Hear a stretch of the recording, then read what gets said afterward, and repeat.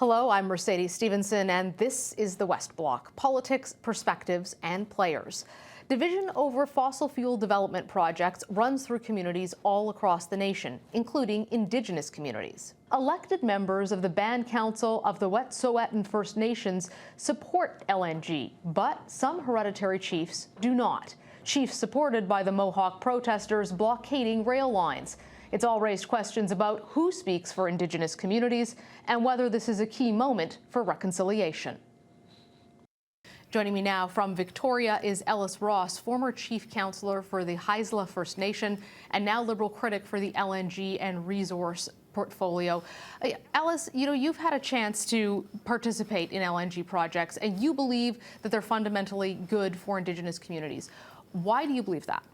Because we spent the last 15 years in environmental assessment and reviewing permits and actually engaging the consultation and accommodation process as laid out by the provincial federal governments, as well as with the companies themselves. And you've said that you don't believe that the blockades here are actually representative of what the Wet'suwet'en people want, that you don't believe the Wet'suwet'en people are actually behind the blockades. If that's the case, when you have the hereditary chiefs who are visiting out in Ontario and Quebec, thanking the Mohawk for that, who do you think is actually behind them? That's a really good question, because the Wet'suwet'en band members are starting to speak out now and saying that they don't want those blockades up. They don't want to see Canada shut down. The elected chief and councils of those 4 or 5 communities have said that they're not behind it. And even Aboriginals, I'm pretty sure Aboriginals across BC do not want to see those blockades. And they don't want to see it escalate to the point where Aboriginals are actually get accosted on the streets. I mean, this is setting back reconciliation 20 years. Are you worried that if the blockades continue or if they resurface in the future, that there could be violence, that this could be something that becomes very serious and physically threatening for Indigenous people? Oh, it's already happening. The Aboriginal people are already in grocery stores getting confronted by people that just want to go to work. They don't like to see their lives disrupted. And these average Aboriginals, they're not political.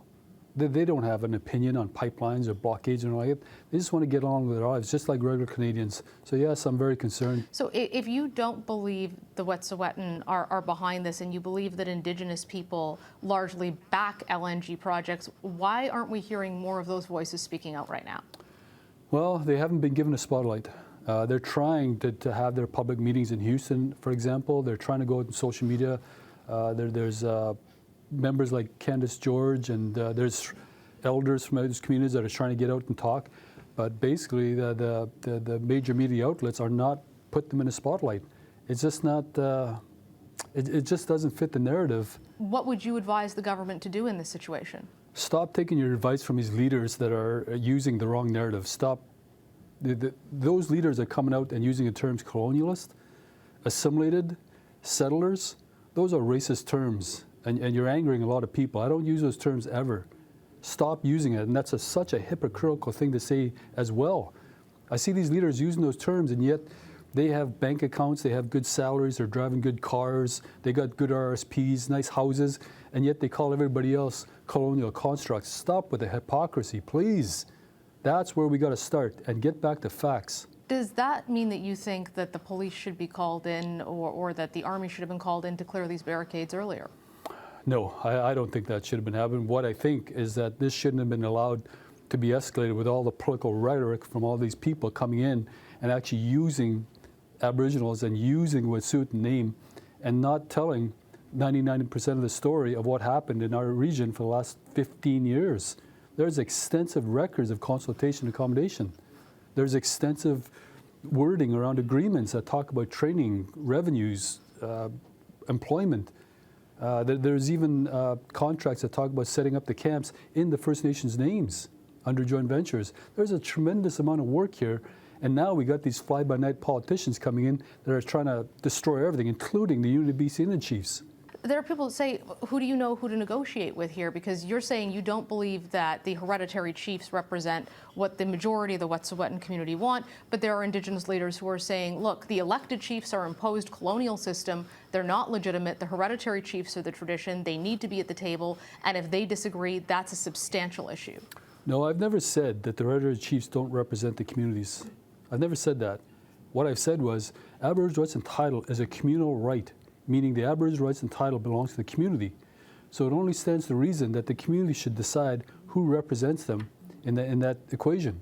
In terms of the representation of 203 bands in BC, every band has a different leadership structure. Some have elected, some have hereditary, some have hybrid. It's not up to anybody to go in there and say, oh, elected band councillors are only have jurisdiction on reserve.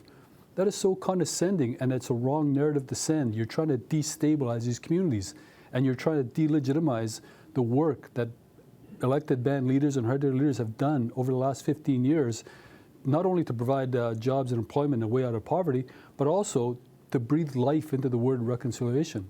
What about communities who have said clearly that they don't want this on every level, that they are unanimous in that, or that they clearly have a majority and both the hereditary and elected chiefs are on the same side? Do you think that there should still be natural resource projects run through those First Nations? Well, which communities are you talking about? Because all 20 communities from Prince George to Kitimat, including one down Channel, the Gitgat, have all signed on to this LNG project. When the government is figuring out how to move these projects forward, they have to figure out how they negotiate and who they talk to. So I'm curious about your perspective on whether First Nations should be able to say no. Is consultation a veto? No, consultation is not a veto. In fact, my band, our success is based on Aboriginal rights and title case law. And our success is based on determining, okay, what is good for the band member?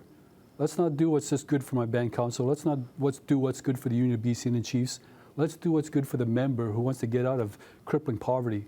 Start reading up on Aboriginal rights and title case law, and stop clouding the issue with, say, the United Nations Declaration on the Rights of Indigenous People, which is a political document that's meant to undermine Canada.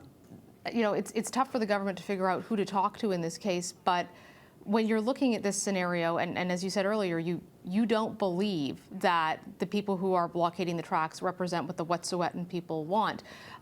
Where do you think that those money and resources are coming from then? Oh yeah, if you're fundraising in the United States, and you're bringing it over, then that's foreign money. If you're actually got groups that are actually doing this kind of work in Canada here, and you trace the money back over to the big foundations in America, yeah, that's foreign money. Thank you so much for joining us. Thank you. That's all the time we have for today. Thanks for joining us. For the West Block, I'm Mercedes Stephenson.